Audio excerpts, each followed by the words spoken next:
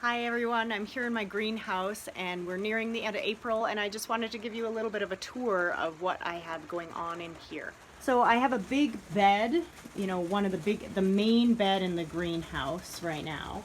And what I did here was I seeded stuff indoors in February, and then I moved these plants, these greens, the spinach, the peas out into the greenhouse mid-March, and now they're growing really well out here and we're having salads, and I was able to kind of jumpstart the season a little bit more by starting some stuff indoors. Then I do have some celery and some onions here, and then I have another succession of spinach along here. So I've left some of this area open because I am going to soon put in some hot season crops as well. And then I will transition, when it gets too hot for the peas and the greens, I'll transition all of this to hot season crops as well.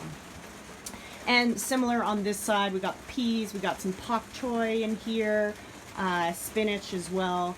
And then these radishes right here,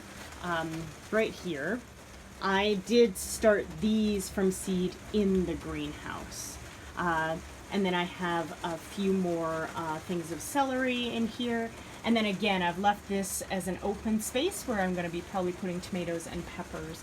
So a lot of what's coming up on here is some volunteer calendula. So I'll likely leave some of those in here just to attract pollinators. So that's my main garden bed. And then on the north side here, I have, again, more greens along the back north wall.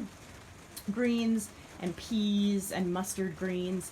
And then once again, I've done another succession, a later succession of greens in here that are just coming up, and they're little, right?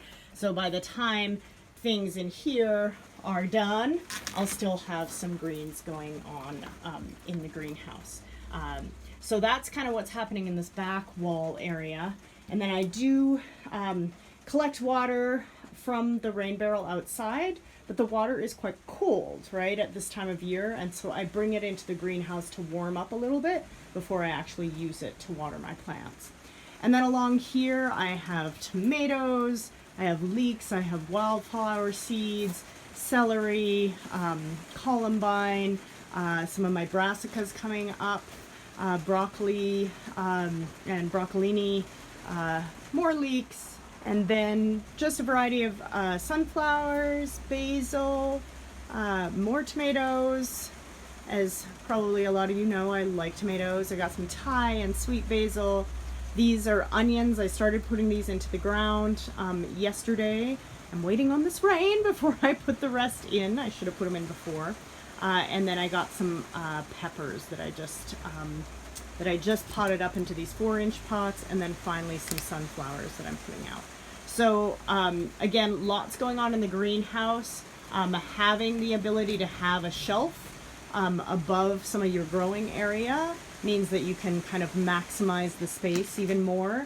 And here's a frost cloth that I have here that I keep up here, and then I bring this down, and it falls down over the seedling area, and I can put that down when it becomes particularly cold at night, just to protect the seedlings even more. So this early time in the greenhouse is actually really great.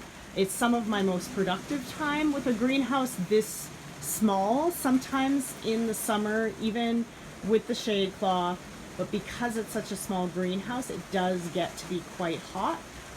So this early springtime is really when I get a lot of great production and can really take advantage of extending the season when it's raining like this outside and you still have a bunch of things growing in here. So hope that helps. Let me know if you have any questions.